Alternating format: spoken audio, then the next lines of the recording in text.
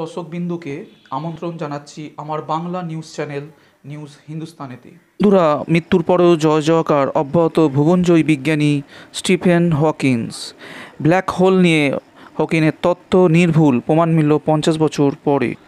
তিনি মারা গেছেন বছর তিনেক আগে, কিন্তু তার এই মনীষিতার শ্রেষ্ঠত্ব আজও প্রমাণ হয়ে চলেছে। সম্প্রতি ব্ল্যাক হোল সংক্রান্ত তার পূর্বাভাস সত্যি প্রমাণিত হয়েছে। ফের বিজ্ঞান জগতে জয় জয়কার বিশ্বের সর্বকালের অন্যতম শ্রেষ্ঠ বিজ্ঞানী স্টিফেন হকিংয়ের।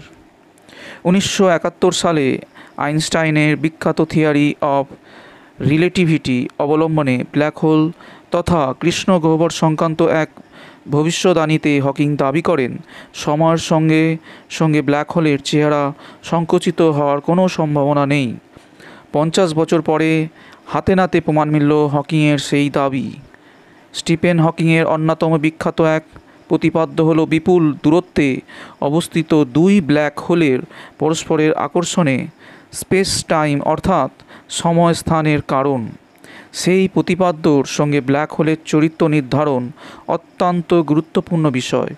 মনে করা হয়, ব্রহ্মাণ্ডের রহস্য উদ্ঘাটন করতে গেলে ব্ল্যাক হোল সম্পর্কে আরও বিস্তারিত জানা প্রয়োজন। ব্ল্যাক হোলের এরিয়া রুল তথা সীমানা সংক্রান্ত ধারণা তার মধ্যে অন্যতম। হকিং জানিয়েছিলেন, সময়ের সঙ্গে সঙ্গে ব্ল্যাক হোল ক্রমেই বড় হয়। তার সীমানার মধ্যে নক্ষত্র কিংবা গ্যাসীয় মেঘ চলে এলে কারো রক্ষা নেই।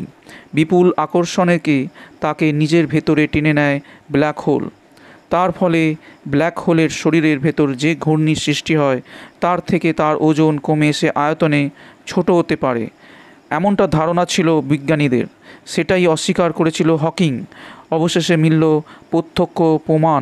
ম্যাসাচুসেটস ইনস্টিটিউট অফ টেকনোলজি গবেষক দল প্রমাণ পেয়েছে, দুটি ব্ল্যাক হোলের সংঘর্ষ তাদের এক হয়ে যাওয়ার ঘটনাটি আজ থেকে কয়েকশো কোটি বছর আগের। এতদিন পরে পৃথিবীতে এসে পৌঁছায় সেই তরঙ্গ। তবে আজ নয়, আজ থেকে 6 বছর আগেই সেই তরঙ্গ এসে পৌঁছেছিল।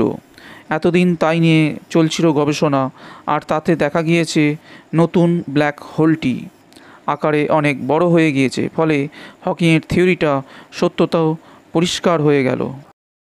প্রিয় দর্শক বন্ধুরা, ভিডিওটা যদি আপনাদের ভালো লেগে থাকে তাহলে অবশ্যই like, share, comment and subscribe করতে ভুলবেন না।